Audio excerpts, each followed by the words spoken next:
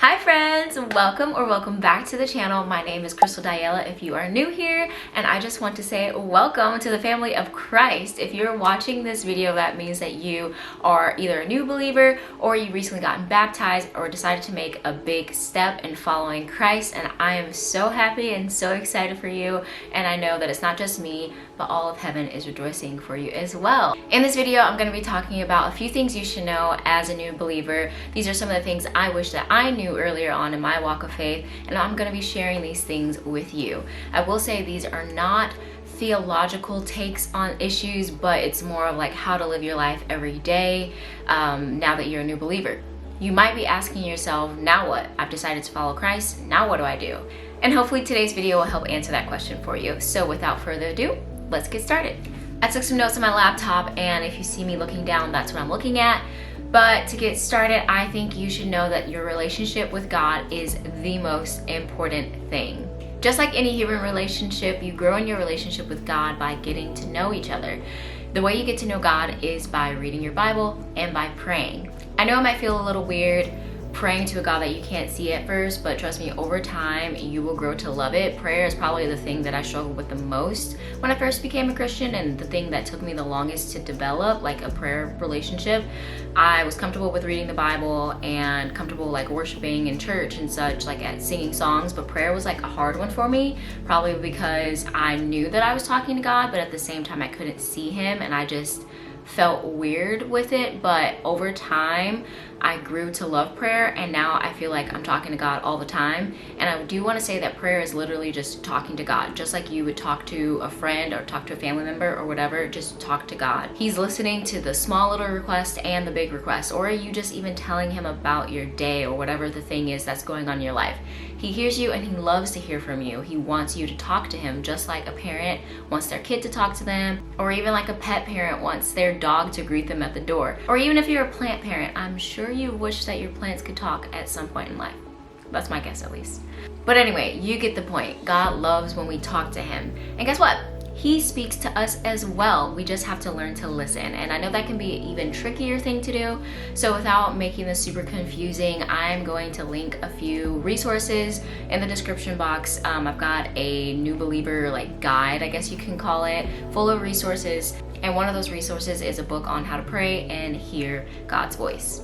All right, the next thing I wish I knew sooner, and that you now know, is that Christian community is so important. Yes, even if you're an introvert like me, you still need people around you. That's just the way God designed us. We weren't made to go through life alone, and if we are being completely honest, deep down, even those of you who claim to be introverts, I know that you have a deep longing to be with other people and have like human connection. Having good Christian friends is not only going to help you fill that desire that you have for connection, it's also important to have them around when you go through hard things in life, and they're going to help you wrestle through some topics that you come across in the Bible that might be tricky for you.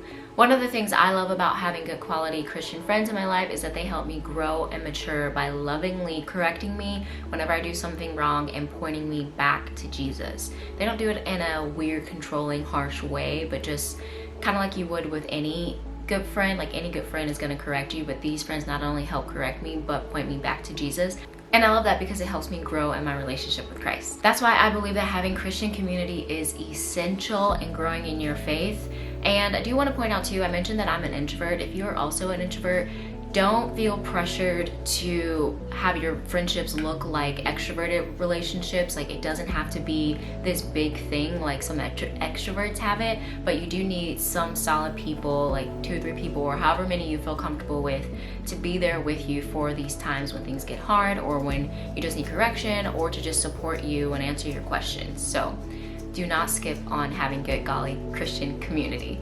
I also want to note that if your current group of friends are people that are not pointing you towards Jesus, and instead they're like tempting you to live the life that you were living before you decided to follow Jesus, you don't necessarily have to drop them, but I would encourage you to make your boundaries very clear that you're not going to do X, Y, and Z anymore, and that you decided to live for Jesus, and this is the new life and the new path that you're deciding to walk down, and you just have to be very strict and like very forward with the things that you are wanting to accomplish and just be very clear.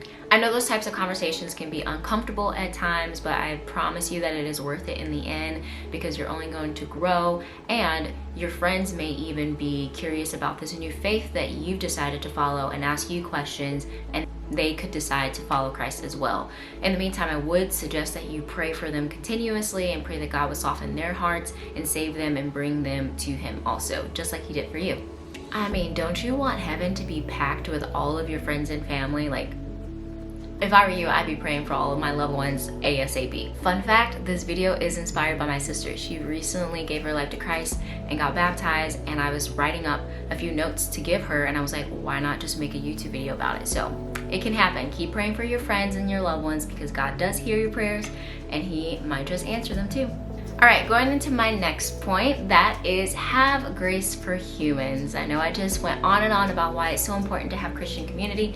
It is, but also have grace for them, because we are not perfect. None of us are. Don't judge God by His people. Remember, we're all flawed. Even myself, and even Christians who have been following Him for like 50 plus years. We all make mistakes, and we're not perfect, because none of us are Jesus. An unfortunate yet very common thing that happens in the church is that people walk away from Christ and from their faith because they've been hurt by somebody in the church or in their friend group, or somebody that's claiming to be a Christian. Remember that hurt is always the fault of a person and not the fault of God. So please, please have grace with people. If a church, organization, friend group, etc. hurt you, maybe just try to find a different church, friend group, or whatever it is.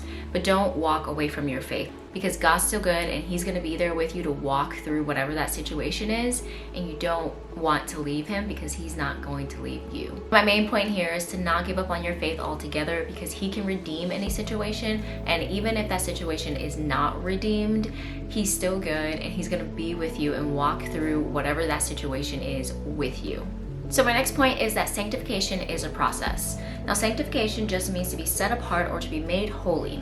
And as humans in a fallen world, we will never be 100% sanctified until we are in heaven. With that being said, don't expect all of your fleshly desires to disappear overnight. I'm somebody that believes that miracles can still happen today. So if you have an addiction, for example, I do believe that God could instantly heal you of that addiction.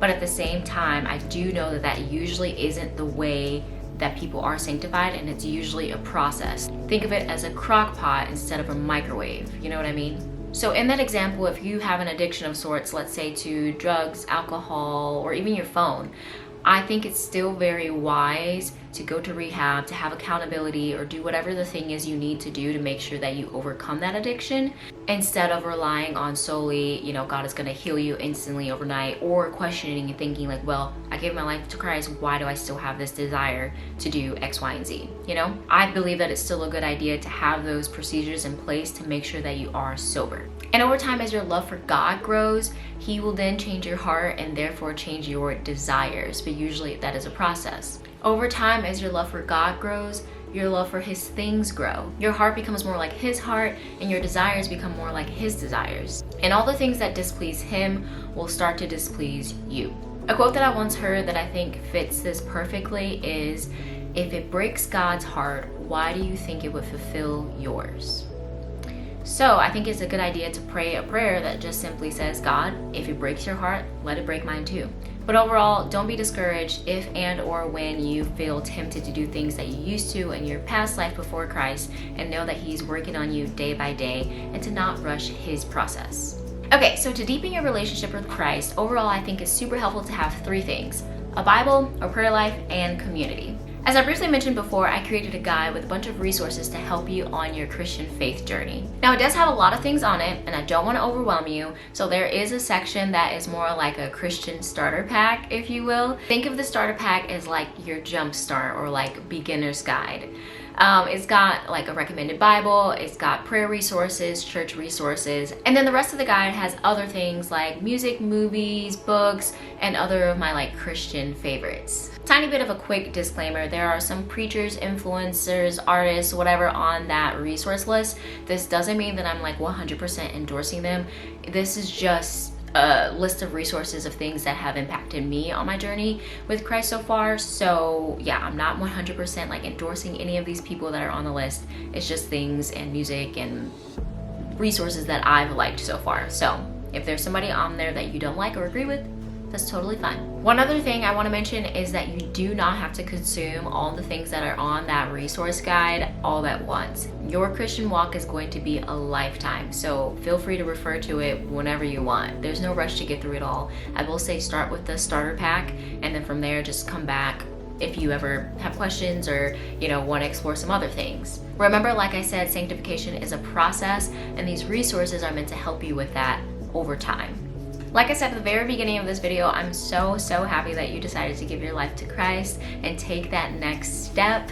This is super exciting, and I hope this video helps you a lot. I actually really enjoy making these types of videos, so if you have any questions or anything else you want to learn, definitely let me know in the comment section below. Please go ahead and subscribe, like, share, and do all those fun things, and I will see you guys in the next video. Bye-bye!